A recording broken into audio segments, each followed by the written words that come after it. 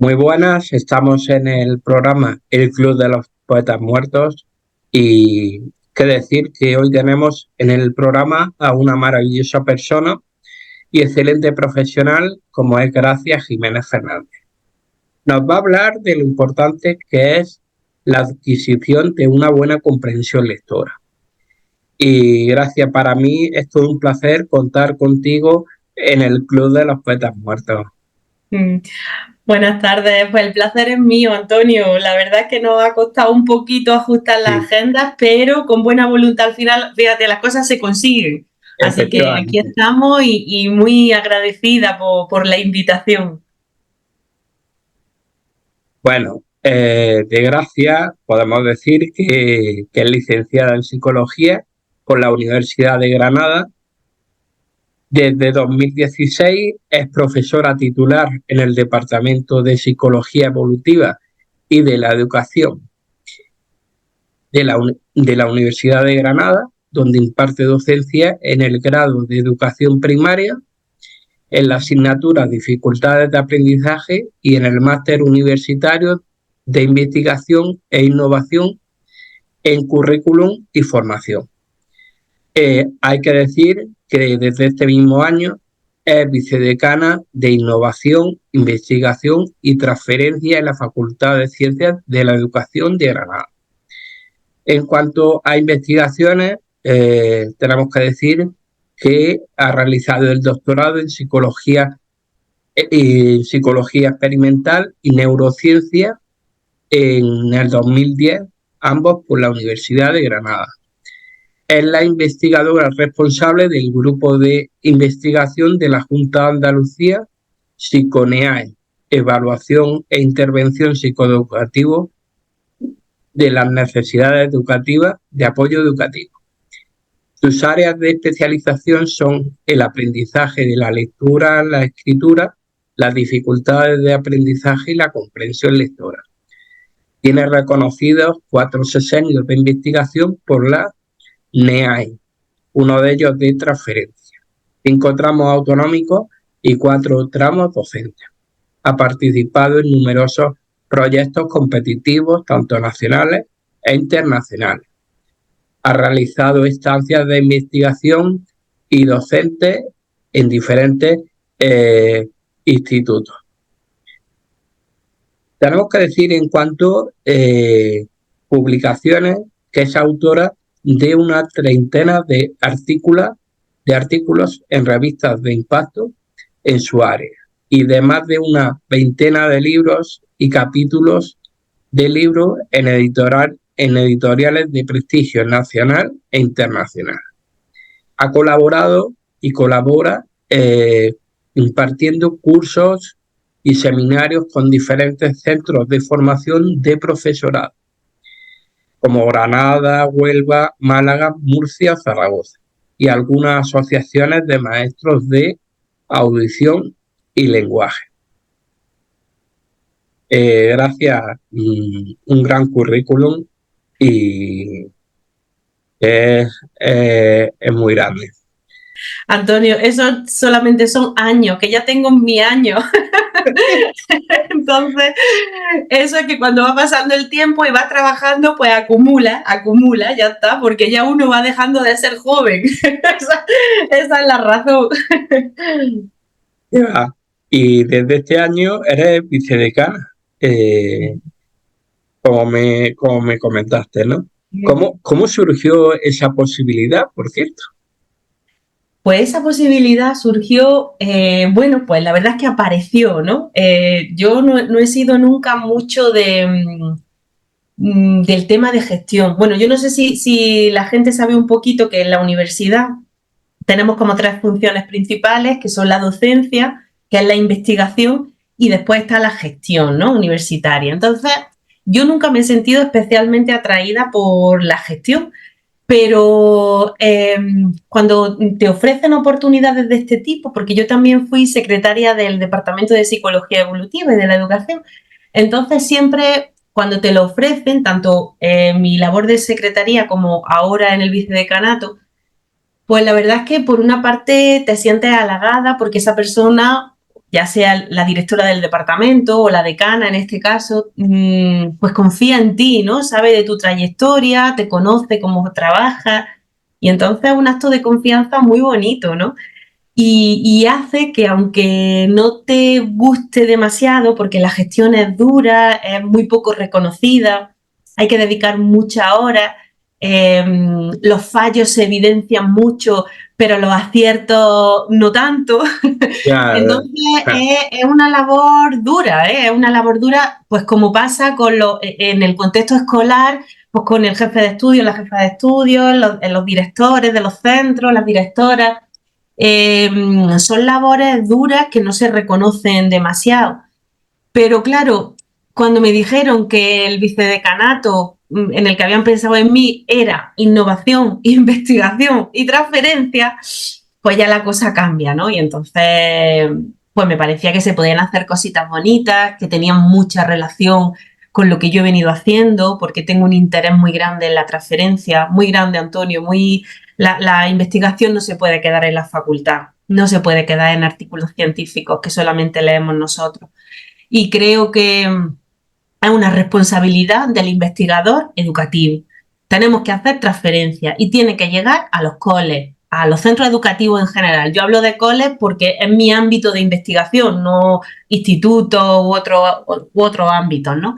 Entonces, por eso siempre hablo de colegios, pero esto es general, no podemos decir. Entonces, yo pienso que esa responsabilidad la tenemos como investigadores y tenemos que llegar a esos centros. Entonces, claro, el vicedecanato me permitía poder impulsar ese tipo de acciones y nada, ahí estamos a tope de trabajo, con muchas ideas y con muchas cosas que han salido ya adelante y esperamos que sigan saliendo, ¿no? y yo te iba a preguntar, antes de entrar en materia, ¿qué te llevó a ti a estudiar psicología y posteriormente a hacer un doctorado? ¿Qué fue lo que te movió? Pues la verdad es que lo tenía bastante claro. Yo como te he dicho antes, tengo ya unos añillos y entonces cuando yo hice COU, yo hice la antigua. Sí, el antiguo COU. Entonces yo en tercero de BUP, que yo hice ese tercero de BUP, no tenía muy claro, ¿no? Qué hacer. De hecho, me cogí lo que antes se llamaba ciencias puras, porque eso como que te abría distintas carreras, porque no lo tenía nada claro. Y en mi época tampoco había orientadores en los centros. Entonces yo tuve la suerte de que me diera clase un profesor de filosofía, que ojalá esto pueda verlo, ¿no? Para que vea lo que determinó, ¿no? Mi trayectoria. Y entonces yo conocí la filosofía y me enamoré de ella. Me pareció que era lo más maravilloso del mundo, ¿no? Entonces todas las dudas que yo tenía de si periodismo, de si hacer, pues no sé, incluso magisterio, incluso, bueno, pues tenía, no sé, me gustaban muchas cosas, pero no había nada que realmente me enamorara.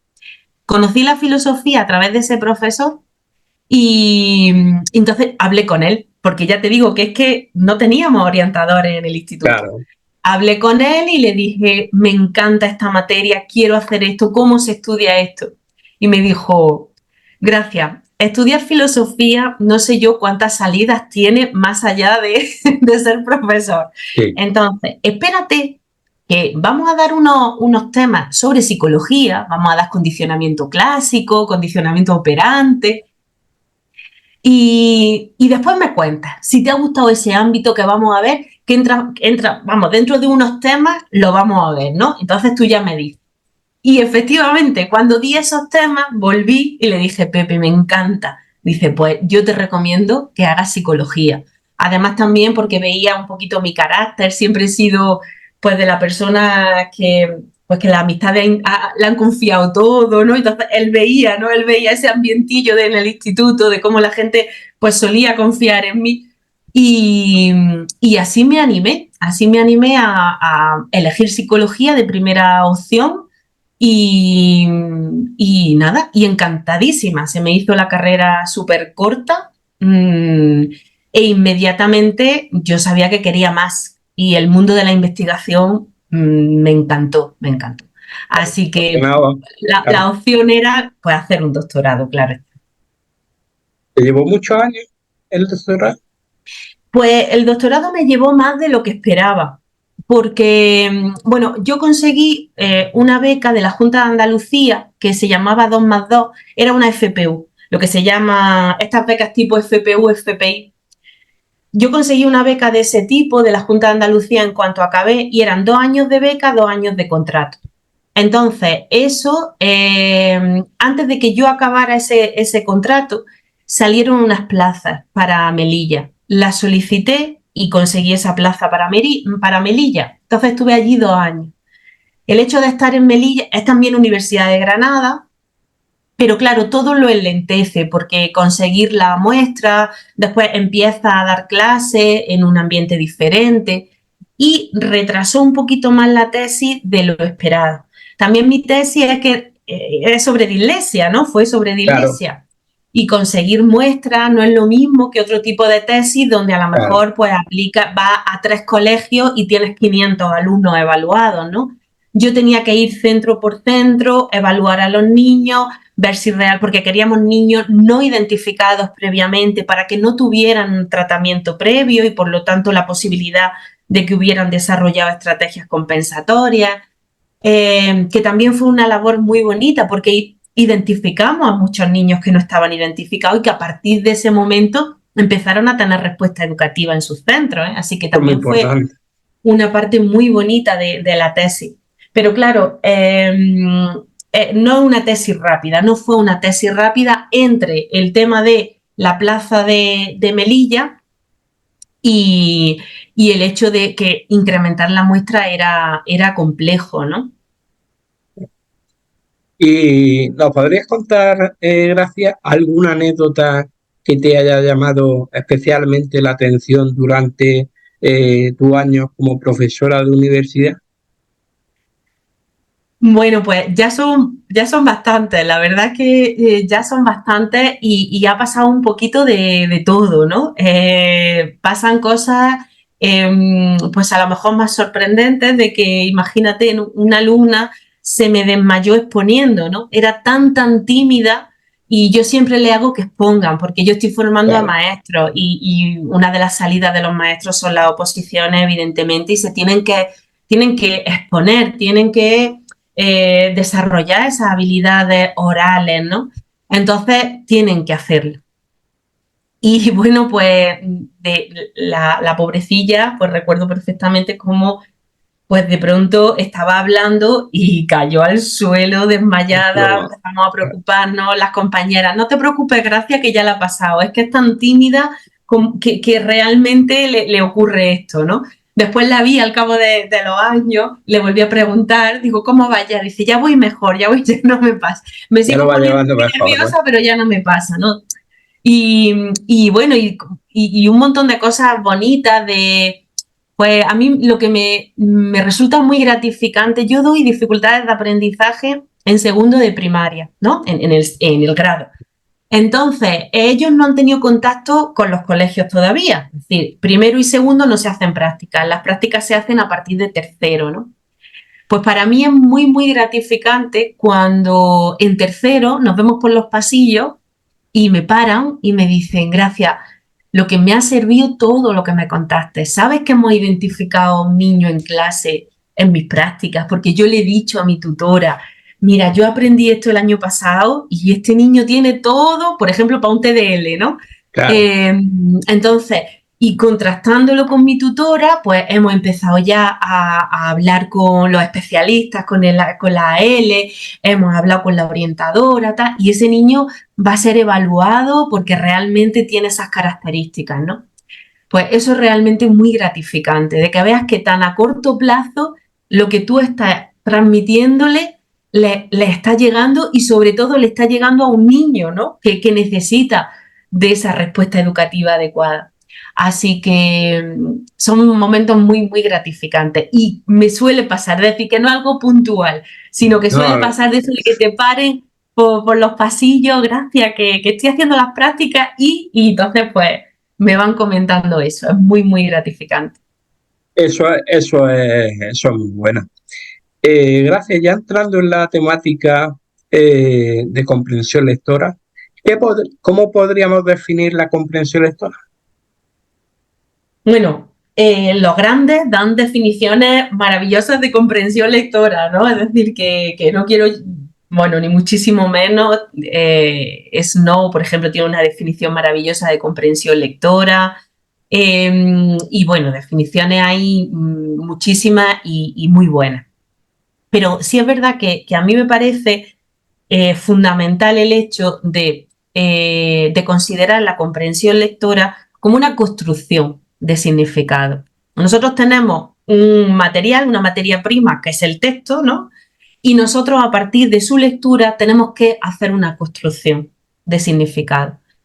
Y en eso, pues, en esa construcción utilizamos pues muchos materiales diferentes, que son nuestros conocimientos previos, que es la capacidad que tenemos para decodificar, que pues otras muchas habilidades, que necesitamos muchos instrumentos para hacer una buena construcción de ese significado. Y precisamente eso es lo que fallan en esa construcción, ¿no? Muchas veces los niños pueden tener algunas herramientas, pero no saben cómo utilizarlas, y en otros casos, pues no tienen esas herramientas, no tienen esos instrumentos, con lo cual no se llega a esa construcción adecuada, ¿no? Por eso es tan importante ayudarles a desarrollar instrumentos y los que tengan saber utilizarlos para hacer esa construcción de significado, que implica Claro. comprender. ¿Cuál sería el objetivo principal de la comprensión lectora? Bueno, pues el objetivo principal estaría relacionado, ¿no? Con esa definición, ¿no? Aunque después la comprensión lectora también muchas veces es medio, ¿no? Es decir, cuando queremos comprender un texto, nuestro objetivo es realmente darle significado a ese texto, ¿no? Pero es verdad que no tenemos que olvidar que en muchas ocasiones la comprensión lectora es un medio para otra cosa. Y en el ámbito académico, pues puede ser desde hacer un problema de matemáticas hasta memorizar para el examen que tengo al día siguiente. Pues todas las actividades académicas o una gran parte de las actividades académicas tienen como mediación la comprensión lectora. Pero es que no solamente en el ámbito académico, en nuestra vida diaria, en el ámbito social. Yo recibo una carta de Hacienda y yo tengo que construir significado para saber qué me está pidiendo. Para saber lo que te dice, claro. Y entonces, no solamente se cierra ese ámbito académico, sino que por eso la gran importancia, ¿no? de la comprensión lectora, porque va más allá de cuando cuando estás pasando por esa época escolar, ¿no? Porque a lo mejor, y que me perdonen los de matemáticas, pero a lo mejor pues hacer polinomios o no sé, o el mínimo común múltiplo, pues sí, son aspectos, conocimientos que son relevantes en un momento de tu vida, pero que después, si no te dedicas a determinado ámbito, pues a lo mejor no los vuelves a utilizar más, ¿no? Muchos conocimientos que vamos adquiriendo. La comprensión lectora no es así, la necesitas en todo el proceso académico en todos los ámbitos, y claro. después en tu vida, ¿no? Diariamente estamos enfrente de textos, ¿no? Así que tenemos que comprender y que tenemos que construir ese significado. ¿Por qué sería muy importante adquirirla? Adquirir la comprensión lectora. Claro. ¿Cómo podríamos decir, o por qué podríamos decir es fundamental? Claro, pues está muy relacionado, ¿no? Con lo que estábamos comentando antes. La habilidad de comprensión lectora es fundamental, es algo transversal para nuestro ámbito personal, académico y personal. Entonces, tiene una globalidad de acción que si tú tienes una dificultad, evidentemente no solamente vas a tener limitaciones en ese ámbito. Entonces, tú tienes que tener buena comprensión lectora para el desarrollo de tu vida día a día, ¿no? Queremos, cuando están los niños en su etapa escolar, ¿qué queremos hacer de ellos? Queremos hacer personas que se desenvuelvan en el mundo real, ¿no? Al final es nuestro objetivo, ¿no? De hacer personas completas, autónomas, con los conocimientos necesarios para enfrentarse a la realidad, ¿no? Y yo creo que una buena comprensión lectora te facilita el acceso a todos esos conocimientos que nosotros queremos transmitirles. Gracias. ¿En qué repercute tener una mala comprensión lectora? Bueno, pues Antonio, debido a la importancia de la propia habilidad, pues claro, no tener un buen desarrollo de la comprensión, no entender bien lo que estamos leyendo, pues tiene repercusiones en ámbitos distintos, ¿no? Además, el tema de cómo notarlo también es interesante, ¿no? Es decir, sería como en dos aspectos. Por una parte, ¿en qué repercute? Pues sería la otra cara de la moneda de la que estábamos hablando. Una persona muy adaptada que realmente tiene buenas habilidades de comprensión lectora y pues en cualquier ámbito puede responder porque la lectura está bañándonos por todos los sitios, ¿no? Pues entonces, ¿qué es lo que ocurre cuando no hay comprensión lectora? Pues si no hay comprensión lectora, realmente estamos viendo pues dificultades a nivel académico, pues las que quieras, porque la necesitamos no solamente en el área de lengua, sino en cualquier otra área, incluso en la de matemáticas, pues para realizar problemas, para simplemente entender un enunciado en cualquier materia que te pregunten, y después, por supuesto, en el ámbito personal, ¿no? Y, pero ¿qué es lo que ocurre? Que en muchas ocasiones no podemos notar con claridad que hay un problema de comprensión lectora, ¿no? Te pongo un ejemplo, es decir, cuando un niño presenta, por ejemplo, dislexia, tú lo escuchas leer y no te hace falta mucho más, que podemos evaluar lo que podemos, pero yo el otro día, por ejemplo, estaba escuchando leer a un niño de cuarto que se atascó en la palabra juguete. ¿Por qué? Porque tiene la G. Yeah. Y empieza jugué, jugué, jugué. En cuarto ya eso ya es muy indicativo de que algo está pasando, si te lee o te escribe, ¿no? Entonces creo que como que llama más la atención.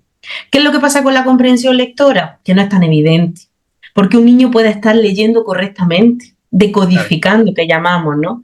Un niño puede estar decodificando y leer pues juguete o cualquier otra palabra, la puede leer con fluidez hasta el final y de pronto viene una pregunta y no sabe contestarla.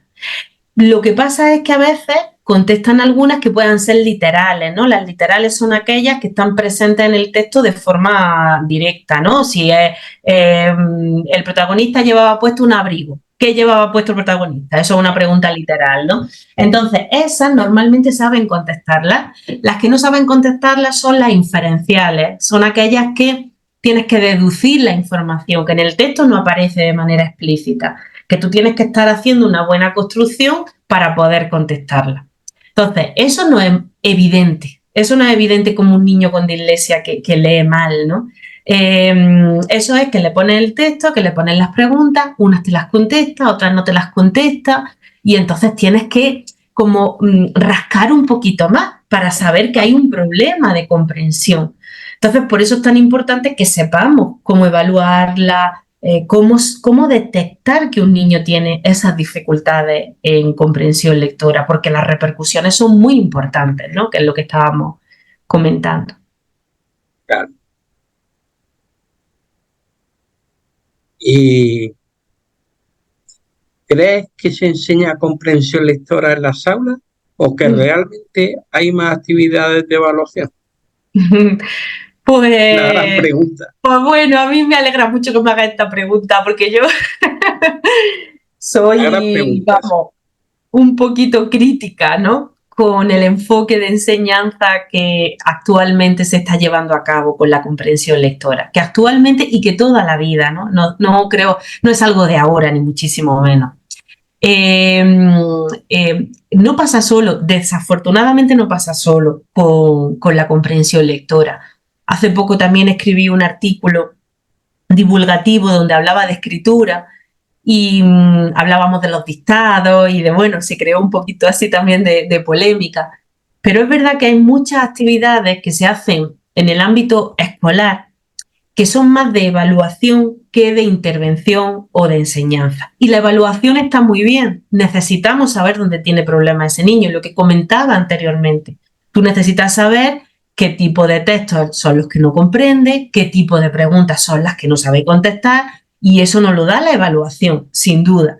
Pero las evaluaciones tienen que ser puntuales de vez en cuando, a principios de curso, antes de irnos de vacaciones de Navidades, es decir, en momentos determinados que nos permitan continuar, ¿no? ¿Qué es lo que se observa habitualmente en los centros educativos? Que muchas veces la comprensión lectora está basada en la presentación de un texto con unas preguntas que tienen que contestar. Ese enfoque es totalmente evaluativo. Yo no le estoy enseñando al niño a contestar esas preguntas. El niño que tenga buena comprensión lectora, porque hay muchos niños que las desarrollan de una manera autónoma, el niño que tiene buena comprensión lectora va a contestar bien a esas preguntas, y el niño que no tiene buena comprensión lectora contestará las que sean literales, y las inferenciales pues no las sabrá, se le corregirá y punto. Eso no es enseñar comprensión lectora, eso es evaluar. Y como un artículo que publicamos ya hace unos años, en el 2016, pues los libros de texto suelen tener esta orientación, y eso es lo que venimos siempre, ¿no?, a criticar, que esa parte que pone competencia lectora, ¿no?, dentro de la unidad didáctica del área de lengua, esa parte que pone comprensión lectora y que normalmente es un texto y unas preguntas, eso no enseña a comprender, eso no está enseñando cómo hacer una inferencia, eso no está estimulando la metacomprensión, no está estimulando ninguno de los procesos que están detrás de la comprensión lectora, ¿no? Por eso es nuestra queja y nuestra crítica. De hecho, tenemos también ciertas reticencias, como se está llevando a cabo lo de los 30 minutos de lectura, ¿no?, para potenciar. Bueno, esa estrategia, lo que estamos observando en muchos centros, y de verdad, Antonio, que siento ser crítica, yo, vamos, quien me conoce sabe que yo soy, como decías tú, yo he estudiado psicología, es decir, soy psicóloga de formación, pero soy maestra de corazón. Esa podría ser una buena definición mía. Sí. Entonces, yo mi corazón es de maestra, absolutamente. Si yo, que ser AL o ser PT, yo sería feliz, me encantaría, me parece una profesión maravillosa. Y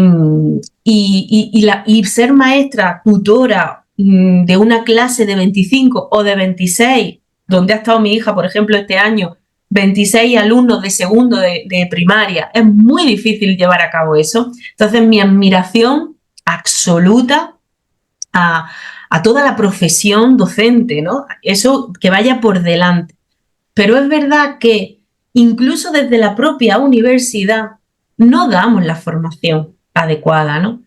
Entonces, ¿eso qué hace? Pues que también el docente muchas veces no cuente con las estrategias adecuadas y suele hacer pues lo que ha venido haciendo siempre. Entonces, con el tema, volviendo al tema, es que esto era un paréntesis para mostrar mi admiración absoluta a la profesión docente. Con esos 30 minutos, muchos compañeros lo que a mí me transmiten es, sí lo hacemos. Cuando yo les pregunto, ¿qué hacéis con los 30 minutos? Sí, lo hacemos. Tenemos un banco de textos con unas preguntas que hemos hecho ahí agrupándolos después de muchos años en el cole, y les ponemos ese texto y le hacemos preguntas. Estamos sin salir del círculo vicioso. Texto con preguntas. Es una orientación totalmente evaluativa. No estamos interviniendo, no estamos enseñando a comprender. ¿Y qué opinas entonces sobre las actividades diarias que se suelen realizar en los centros? ¿Son más de evaluación que de enseñanza real? Claro, yo pienso que sí, desde mi punto de vista sí. Hay centros, vamos a hablar de la generalidad, lo que se suele hacer, ¿no? Hay gente que lo estamos haciendo mal, claro.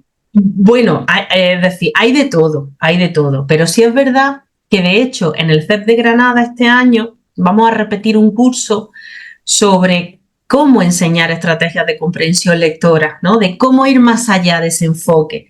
Porque es verdad que nos basamos muchísimo en esas actividades de presentación de texto con distintos tipos de preguntas. Y más allá de, a lo mejor, enseñar vocabulario nuevo o hacer algo de sinónimos, que además el enfoque de enseñanza del vocabulario suele ser incompleto, no incorrecto, pero incompleto, porque se da mucho peso a lo que es la amplitud de vocabulario, pero no se trabaja la profundidad, cuando la investigación lo que nos dice es que hay que trabajar las dos cosas al mismo tiempo, ¿no?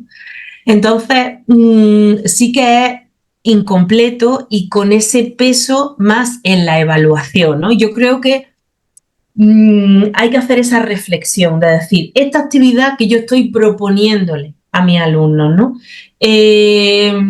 Yo les estoy enseñando estrategias para que sepan contestarla o solamente le estoy pidiendo que la contesten, ¿no? Yo creo que esa es como una pregunta general que el docente tiene que hacerse.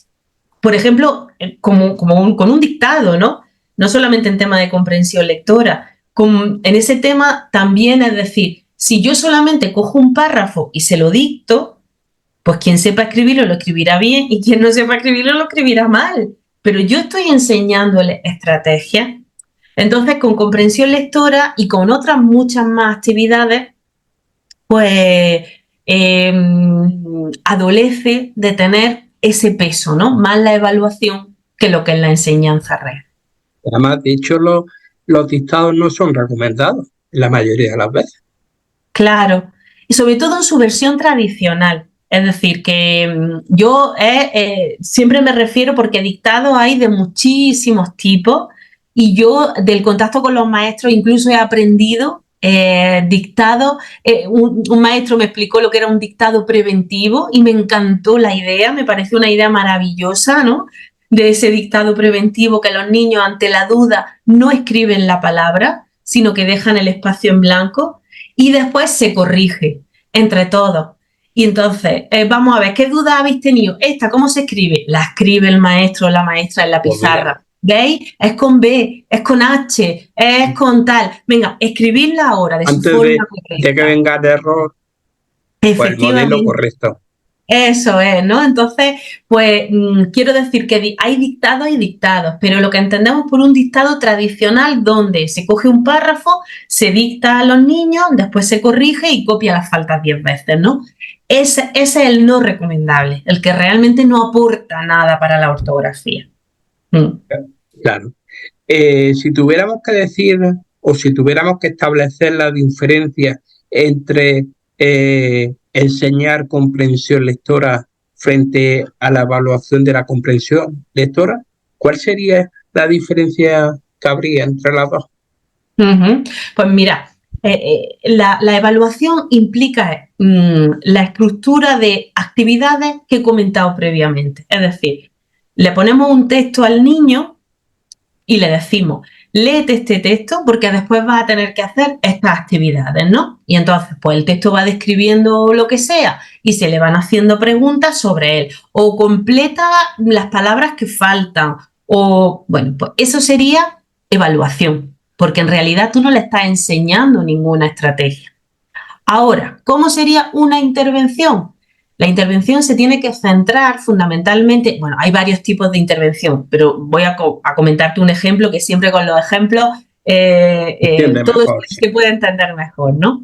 Imagina, y nosotros queremos mejorar las inferencias en el niño. Queremos que haga una inferencia mejor, que conteste a las preguntas inferenciales con más facilidad, ¿no? Recordamos, las preguntas inferenciales son las que no aparecen en el texto, las que tenemos que deducir, ¿no? Entonces, siempre lo primero que hay que hacer en las estrategias es explicitarle lo que van a aprender. Hoy vamos a aprender a sacar información de un texto que no está, porque los autores pues no siempre nos dicen todo. Ya le empezamos, pues dependiendo de la edad del niño, ¿no? Podríamos decirle, imaginaos que tuvieran que escribir todo. Los libros serían tremendos, de 1200 páginas. Entonces hay muchas cosas que no se dicen para que la lectura pues sea más ágil, pero claro, eso hace que no todo esté escrito, que haya preguntas que sí que están escritas y hay otras preguntas que hay que deducir, ¿no? Que yo, por ejemplo, las denominé preguntas cristalinas y preguntas detectives, ¿no? Las preguntas cristalinas, Es pues las verdad. literales, y las preguntas detectives, las inferenciales. Entonces, le vamos contrastando. Vamos a leer este texto entre todos, ¿no? Leemos el texto, aclaramos vocabulario que puedan no saber, y ahora se le plantean dos preguntas. Y el maestro resuelve, modela, da el ejemplo. Esta es cristalina porque, como veis, está aquí claramente y tal. Y esta no está. Pero ¿cómo podemos deducirla? Pues podemos sacar estas pistas, podemos ir un poquito más para atrás para ver a qué se refería.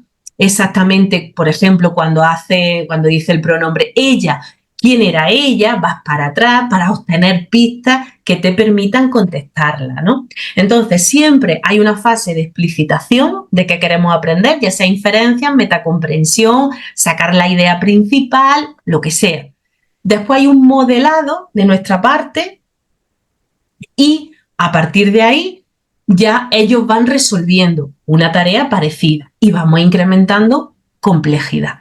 De hecho, yo tengo otro articulillo por ahí escrito que se llama ¿por qué no enseñamos comprensión lectora como enseñamos matemáticas, ¿no? Cuando nosotros enseñamos una raíz cuadrada a un niño, le damos paso, le hacemos el de modelo, le decimos, primero hay una fase, ¿no? De decir, la raíz cuadrada implica esto. Ahora, la voy a resolver yo. Paso 1, paso 2, paso 3, paso 4. Cuando ya eso lo ha explicado el maestro, se le pide al niño. Nosotros, el maestro de matemáticas no llega el primer día y dice, esto es una raíz cuadrada, resolverlo. Pero sí llega y dice, esto es un texto, contestar las preguntas. Entonces, por eso el sentido del artículo, ¿no? De que tenemos que ser modelos, de que tenemos que responder a nosotros las preguntas, ¿no? Hay un maestro maravilloso ya jubilado del que yo aprendí muchísimo, que estuvo en Abencerrajes, que se llama Diego, que a mí me enseñó cómo trabajar comprensión lectora a nivel de aula completa, cómo él iba modelando, cómo él se iba parando, cuestionándose, lanzando preguntas a sus alumnos. Maravilloso. Eso es enseñar comprensión. Lo que hacía Diego en ese cuarto de primaria que yo tuve la suerte de presenciar, eso es enseñar comprensión, es modelar estrategias. Es modelar estrategias, ya digo, de distinto tipo. Claro. Otro asunto. ¿Qué opinas sobre la formación inicial del profesorado respecto a la enseñanza de la comprensión lectora? Pues Antonio, ya te lo he apuntado antes, que soy yo la primera que se echa piedra en su tejado porque es totalmente insuficiente. Eso. Es absolutamente insuficiente. No solamente la enseñanza de la comprensión lectora, sino de la enseñanza de la lectura, ¿no? Ahora que estamos inmersos en los nuevos libros blancos, los nuevos grados que nos vienen, a ver si podemos conseguir que haya una asignatura específica de enseñanza de la lectura. Eso es fundamental, que aborde desde la decodificación hasta la comprensión, porque es verdad que hay una limitación muy grande en la formación, muy grande, muy grande. Entonces, por eso, muchas veces nos dejamos llevar pues, por lo que hemos visto en las prácticas, por lo que hemos vivido como estudiantes en algún momento, ¿no? Porque es verdad que absolutamente adolece, vamos, el título pues eso, del grado de educación primaria, sí, le haría una falta una asignatura específica, no de didáctica de la lengua, que ya la tiene y muy bien, muy completa, pero más allá es específica de la enseñanza de la lectura. Porque además muchas veces, primero, yo no sé de tu experiencia, ahora me la puedes comentar, pero esto ya es experiencia, esto no es ciencia ni nada, pero sí que mi experiencia me indica que a veces primero se les da a profesorado novel, joven, porque los cursos más gustosos pues son cuarto, tercero. Sí, opino lo mismo. Sí, Entonces, el que viene nuevo encima, que tiene poca experiencia, que acaba de salir de la carrera, los primeros cursos. Claro. Se le da el primero y primero es, vamos, desde mi punto de vista, primero de primaria debería dársele al que más experiencia tuviera, al que más bagaje, porque es el curso de la enseñanza de la lectura, ¿no? Entonces, pues bueno, hay limitaciones muy importantes en ese aspecto, sí. Sí, es cierto, efectivamente. ¿Crees como docente en educación primaria que los futuros docentes reciben una formación completa sobre la enseñanza de la comprensión lectora? Pues la respuesta es similar. Es La similar. respuesta es similar. Hace falta completarla, sin duda, no es completa. No, es verdad que también muchas veces pensamos, y los propios alumnos, y esto es un mensaje que quiero trasladarle a los estudiantes de la carrera de educación primaria o de cualquier otra, ¿no? Un grado es el punto de partida. Es decir, la carrera nunca te va a dar todo, nunca. Es decir, yo me he dedicado a la dislexia y al estudio de las dificultades. Yo vengo de psicología, donde vi un tema de una asignatura y mi licenciatura era de 5 años y vi un tema de una asignatura. Es imposible que cualquier grado te cubra todo lo que tú vas a conocer después en tu futuro profesional. Un grado lo que te tiene que cubrir son unas habilidades básicas para que después, cuando tú recibas algo que no sabes, sepas dónde buscar, cómo hacerlo, tener criterio, ser crítico con la información, detectar la que es buena y la que no es buena, ¿no? Eso es lo que te tiene que dar un grado. Todo el conocimiento, imposible, porque somos los que llevamos ya 20 años y no tenemos todo el conocimiento. Pues imagina un estudiante, ¿no? que acaba de aterrizar, ¿no? Pero es verdad que podría ser complementada, sin duda alguna. Claro. Además, una cosa luego es lo que se estudia, la teoría, y otra cosa luego es verdaderamente la práctica. Eso es, absolutamente. ¿Qué estrategias recomiendas para la enseñanza de la comprensión lectora? Uh-huh. Bueno, pues ya la hemos apuntado un poquito antes, pero la idea es, bueno, hay muchísimos factores que afectan a la comprensión lectora. Es una habilidad muy compleja, donde hay muchos factores que están detrás de que funcione de una manera adecuada. ¿Qué es lo que ocurre? Pues que la investigación nos muestra que hay algunos que son especialmente relevantes, como por ejemplo, uno de ellos es el vocabulario. Otro de ellos es la realización de inferencias, que está muy relacionada también con los conocimientos previos. Otro muy importante, y quiero resaltarlo, es el lenguaje oral, la comprensión oral, su nivel de lenguaje oral. Esto también quiero resaltarlo porque en muchas ocasiones cuando el niño ya pasa de infantil a primaria, ya se empieza con el tema de la lectura, se hace mucho énfasis en que lean, en que directamente nos vayamos al libro que tienen que leer y se pierden aspectos básicos de lenguaje oral, ¿no? Yo, por ejemplo, he tenido la suerte este año de que la maestra de mi hija seguía utilizando la asamblea en segundo de primaria. Yo, vamos, ¿cómo no la iba a querer? Cuando eso es extrañísimo, extrañísimo, Sí, eso, pero es tan necesario porque está fomentando el lenguaje oral, ¿no? Ella lo hacía de maneras diversas, también a través de reseñas de libros, de contar el experto, de siempre fomentando el lenguaje oral. Qué importantísimo es eso, que no nos centremos en el texto escrito, que fomentemos lenguaje oral. De maneras diversas, pero que el lenguaje oral es el fundamento, es el fundamento. Entonces tenemos que, pues, conocimientos previos, vocabulario, incluso inferencias, todo eso trabajarlo a través del lenguaje oral, ¿no? Y aparte otras estrategias, por ejemplo, relacionadas con la metacomprensión, que también es muy importante. ¿Por qué crees que es tan importante la evidencia científica en las medidas que se deben de llevar a cabo? Pues ahí me has dado mi punto sensible, que realmente es pues superar que en los centros educativos, en la aula, sigamos desarrollando prácticas que únicamente están basadas en lo que siempre se ha hecho o en las modas. Es decir, tenemos los dos extremos, ¿no? Hacemos lo que tradicionalmente se ha hecho sin cuestionar si eso es efectivo o no. Y después las modas que nos van viniendo, que se meten en el aula y ya está. Y que como hay que meterlo, pues se mete y ya está, ¿no? Yo creo que la toma de decisiones en educación tiene que estar basada en evidencia.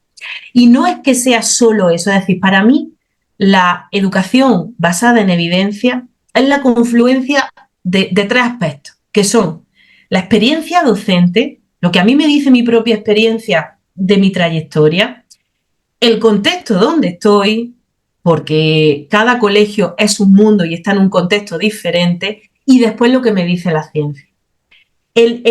La parte común de esos tres aspectos, esa es realizar una toma de decisiones realmente orientada desde la evidencia.